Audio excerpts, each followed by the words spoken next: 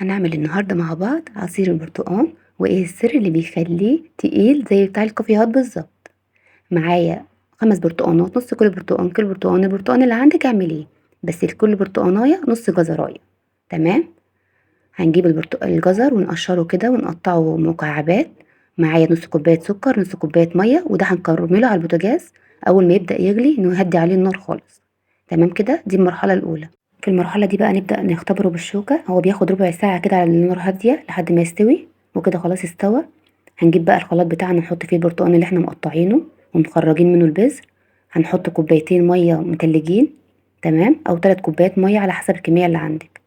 هنحط الجزر بتاعنا، هنحط نص كوباية سكر ونضربه في الخلاط وبيطلع معانا بالشكل ده. هنعديه على مصفى عشان يخرج معانا التفل اللي احنا عارفينه. تمام. مش عايزاكم تخافوا من الجزر خالص لان هو اصلا ملوش شخصيه، فبيدي بس طعم مسكر وبيدي تقل للعصير، بس مش اكتر من كده. عايزه اقول لكم مش هتفرقوه عن العصير اللي بتشربوه في الكافيهات، بيبقى طعمه لذيذ جدا.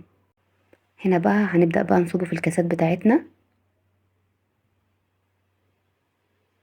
ومغذي جدا للاطفال، يعني لو انت عندك طفل ولا كده بيبقى مغذي جدا. يعني لو عندك لسه طفل 6 شهور 7 شهور بتشربيه منه وما تخافيش عليه خالص. عايزين بقى نصلي على النبي كده في الكومنتات، ونقول كومنت جميل كده الأسماء، وكده خلاص خلصنا. أنا أسماء الحمصي، لايك وشير، مع السلامة.